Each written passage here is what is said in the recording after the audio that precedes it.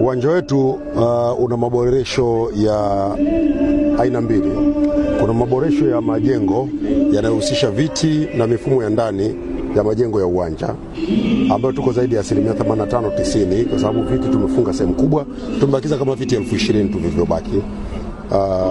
Na mifumo mingine ya maji, umeme, taa, sauti ndio hizo mnasikia ziko kwenye majaribio ya mwisho baada ya kuwa zimeshafungwa, zimamoto, internet na vingine vingi ambavyo vinafungwa uwanjani.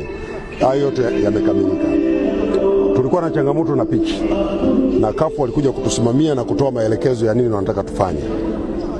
Tulishafanya yote, na sasa hivi kazi inayoendelea ni ya kuendelea kuhakikisha kwamba uwanja unazidi kuwa bora zaidi. Lakini kwa maelekezo ambayo tulikuwa tumepewa na CAF, yote tumeyatekeleza na uwanja umekuja vizuri. Dar es Salaam ni kweli kuna mvua nyingi. Uwanja huu uwezo wake wa kuondoa maji umeboreka sana sasa hivi ikilinganishwa na wakati ule tulipokuwa na changamoto. Sasa hivi unaweza kutoa maji humu ndani kwa haraka zaidi ya mara 10 ya kipindi kile, kwa sababu kuna kazi kubwa ambayo imefanyika kwenye uwanja. Sasa haya mengine ni maamuzi ya mamlaka zinazosimamia mpira. Sisi serikali hatuamui mechi gani ifanyike wapi, wanaoamua ni wenye mamlaka yao. Lakini sisi tumeandaa uwanja na uwanja uko tayari, na nyinyi wenyewe mmeuona. Uwanja wa Benjamin Mkapa ndio hapa. Hapa mvua hata ikinyesha saa hizi baada ya dakika 10 tu hakuna maji ndani. Huu uwanja wa Benjamin Mkapa ndio uwanja pekee tunaotegemea kwa nchi yetu wenye hadhi ya kuhost mashindano ya kimataifa. Mheshimiwa Rais anatambua hilo. Ameamua kuongeza viwanja vingine viwili kwa mpigo.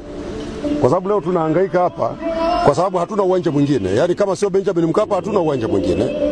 Lakini uwanja wa Arusha kule tuko 43% leo tunakwenda. Sio muda mrefu ule uwanja na wenyewe utakamilika. Tunaanza kujenga uwanja mwingine Dodoma. Kwa hiyo ni shida tunapata changamoto sasa hivi kwa sababu nchi yetu ina uwanja mmoja tu.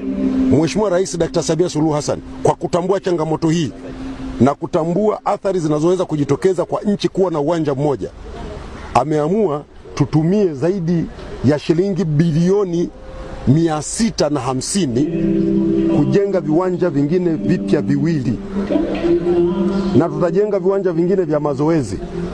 Huo Shamba la Bibi, uwanja wa Uhuru, na wenyewe tunauboresha ufikie sifa ya kuchezwa mashindano ya kimataifa yanayoandaliwa na CAF.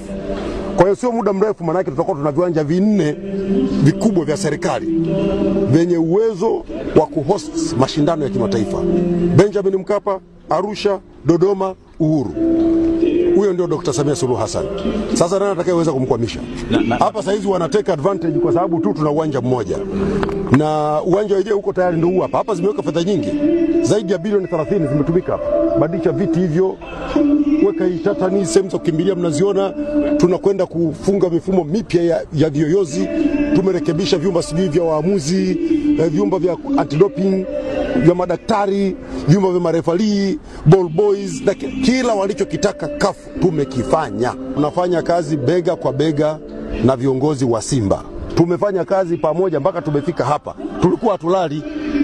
Tunafanya kazi hapa usiku na mchana kuhakikisha ile changamoto iliyotokea kwenye ile mechi siku ile tunaikabidhi na tumeimaliza. Mimi naomba waandishi wa habari, mkiona Dar es Salaam kuna mvua nyingi njoni hapa.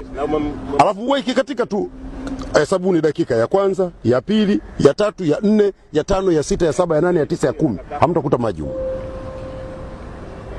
Kuna kazi imefanyika, kuna pesa zimewekwa za walipa kodi humu za kurekebisha. Sasa haya maamuzi mengine ndio maana nasema hayo sio mamlaka yangu, mimi siwezi kuzungumza. Hayo sio mamlaka yangu, lakini sisi tulichoambiwa tumekifanya, na nyinyi wenyewe mmeuona uwanja huu hapa.